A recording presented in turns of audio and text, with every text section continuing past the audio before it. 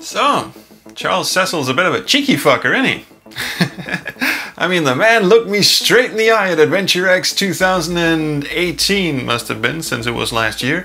2018, looked me straight in the eye and didn't mutter a single word about Beyond the Steel Sky, which was just announced today at the time of this recording at something called Apple Arcade, whatever the hell that is. Apparently it's a new storefront. Oh, look, there's the logo. It's a storefront for games, basically. I think it's Apple's competitor for Steam. Who gives a shit? The game is also coming for I guess Steam and consoles, maybe even GOG, who knows. From what little we can gather from the short trailer is that it's going to be a fully 3D game, but it will also retain some point-and-click adventure game elements. You get to see a slight little glimmer of the interface in this, not that, but the other bit. When you look at objects, there's a little pop-up that pops up that says examine and use. So you got like a contextual click-a-ma-thing, verby thing, kind of like the thing I was tooling around with in some of my Adventure Jam game, actually, although I am in no way insinuating that Charles has stolen that idea from me. Why would I? That would be insane. So if you're just tuning in to this channel, I guess, because if not, you must have heard surely that the original Beneath the Steel Sky is one of my favorite games of all time. In fact, I'm fond of saying that Space Quest is my favorite series of all time, but Beneath the Steel Sky is my favorite game of all time, because it is such a fantastic game. Look how fucking dirty this box is. This box I bought in 1994 when the game came out, and it has been through hell and back. Look, scotch tape on the side.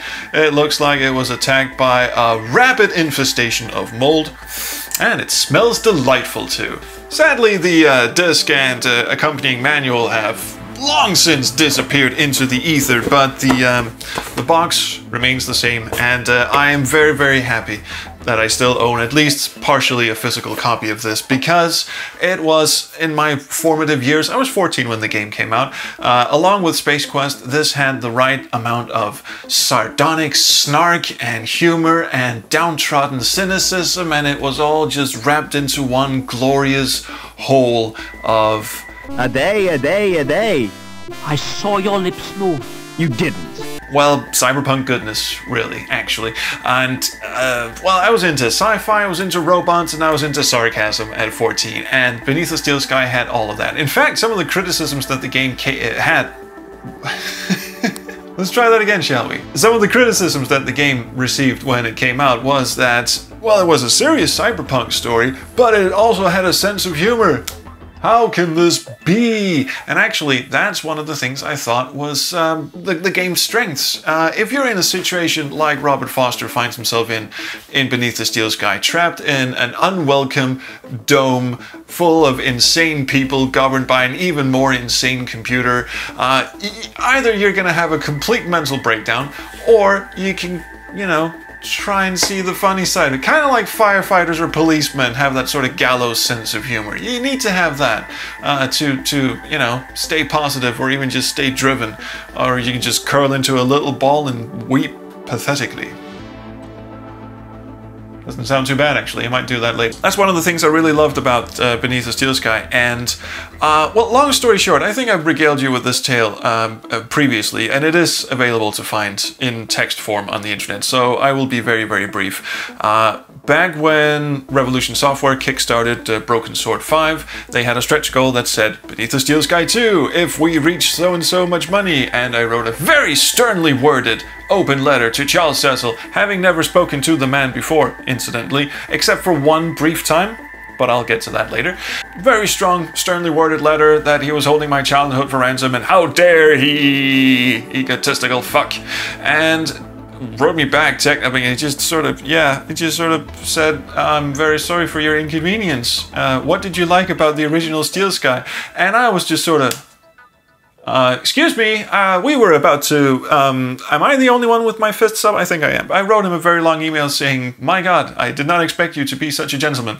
And then proceeded to list all the things I loved about Beneath the Steel Sky. I think it went on for, let's just say, 1,600 pages or so. It's a very long email. And I think he actually read it. Fast forward, I met him at Adventure X last year. And before that, we had him on as a special guest on my podcast, Backseat Designs. I say my podcast. I co-host it with 2 other people.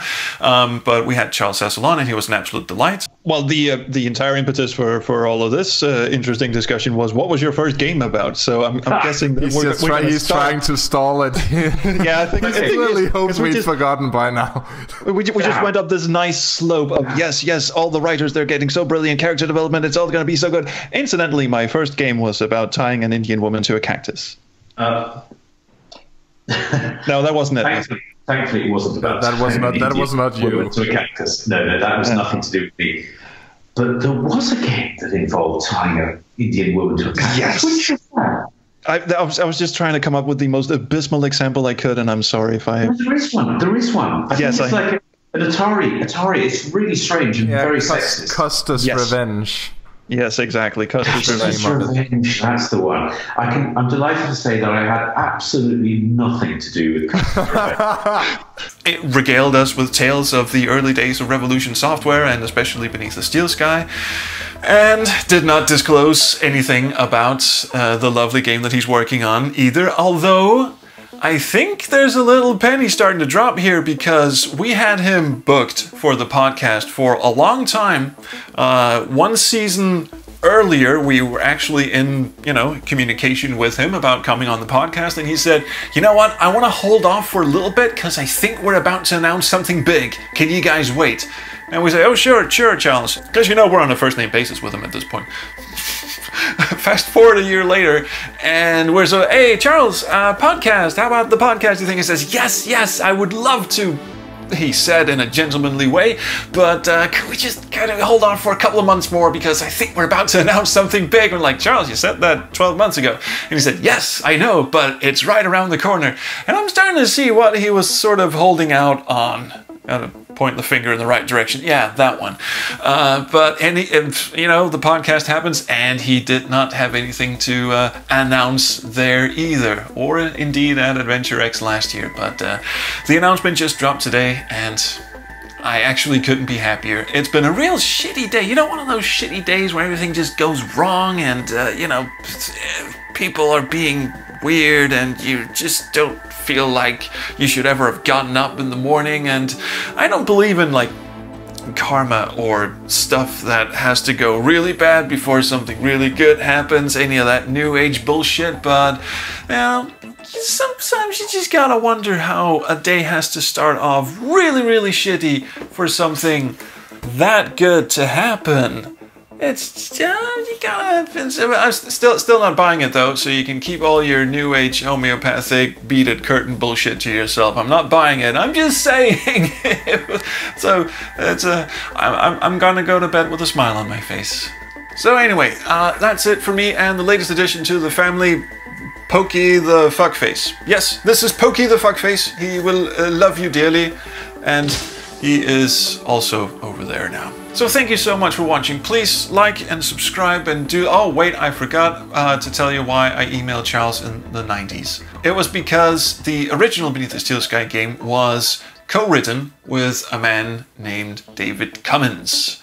And Dave Cummins was pretty much actually the architect. He wrote a significant chunk of Beneath the Steel Sky, and it was kind of his baby. And shortly after completing work on their follow-up game, Broken Sword, and I think a bit of Broken Sword too, Dave Cummins just stopped seeing eye to eye with the company altogether and left.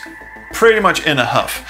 And I was actually fortunate enough to email Dave Cummins back in the late 90s and got in touch with him, and this is how I ended up contacting Charles Cecil, which was I actually asked him for Dave Cummins' email address, and somehow he still had it, and I got in touch with Cummins, Dave Cummins, and Those correspondences have sadly been lost because we didn't have cloud email back then. It's all on a POP3 server, and it was on a POP3 server. Then it got onto a local hard drive, and that hard drive has since crashed and burned somewhere. And I regaled the lovely people at RPG Codex this story once, and very few of them believed me, which is okay, but in the intervening time, they also assisted in trying to track down Dave Cummins, because this was a couple of years ago, I believe, and we were sort of going, well, whatever happened to Dave Cummins? And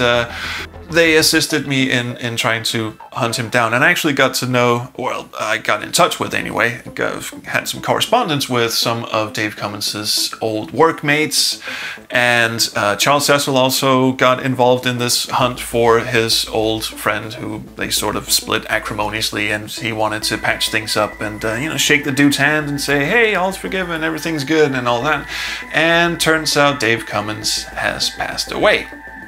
A long time ago. One contact actually got in touch with Dave Cummins' brother, who apparently lives at sea somewhere, and found out that Dave had passed away. So there's that, but in doing so, in trying to track down Dave Cummins, just to, you know, say hello and house tricks and all that shit, I got to talk to a bunch of his old associates, the man who gave Dave Cummins his first job in the gaming industry, a bunch of other colleagues of his before he came to Revolution, and of course Charles at Revolution Software, and well, I was going to say that was fun. I guess it wasn't, because I was really dying to talk to the man. It was so long ago, and nobody believed that I've been in touch with him, so I thought, hey, if you just sent an email that said, yes, I did speak to this little twerp back in the 90s, he wouldn't stop talking to me about Beneath the Steel Sky, then that would have been fine, but also, you know, just to catch up and see what he was doing. So that's not going to happen. So that also means that Beyond the Steel Sky, Beneath the Steel Sky 2, will not be written by Dave Cummins, seeing as he is no longer able to, unless Charles Cecil has some powers that he's not disclosing, but that would be somewhat unprofessional of him, I think. But they do have the other guy who worked on Beneath the Steel Sky, comic book artist Dave Gibbons. A lot of Daves around, aren't there? But yes, Dave Gibbons, who also drew a comic book, Watchmen, something, it sounds important. But anyway, he drew all the original backgrounds for Beneath the Steel Sky. This camera will not focus, but I assure you, they are there. This game had some of the most beautiful artwork you'd ever seen in a point-and-click from 1994. And from looking at the trailer, Dave Gibbons is also involved in art direction and all of this stuff, and this game looks pretty damn fucking amazing too. So I have high hopes for this. Please, please don't fuck it up. This is my childhood we're talking about. So anyway, that's my Beneath the Steel Sky story. Bit rambly, but hope you enjoyed it. So thank you so much for watching. Please like and subscribe, and do leave me a comment. Ask me anything you want about Dave Cummins, or what Charles Cecil smells like, or how Dave... Actually, I've never met Dave Gibbons, nor had any conversation with him whatsoever. Yeah, so don't ask me about Dave Gibbons. I have no idea. But cheerio, Miss Sophie, ta-ta, toodle pip King Lear, and I will see you around the Chrono stream. Bye. My thank you as always to these lovely backers you see scrolling around on screen right now, scrolling round and round, especially if you're drunk. I have left some links in the video description below of my playthrough of Beneath the Steel Sky from 2017, one of my first live streams, and some articles, and oh, look at that, there's also a link right there to my live stream of Beneath the Steel Sky. How about that? Modern technology, ladies and gentlemen. There's also a link to the Backseat Designer's interview with Charles Cecil, that thread over at RPG Codex where no one believed me. Well, some did, but most of them didn't. I was called a liar. It was fun. And a bunch of other shit. Good night.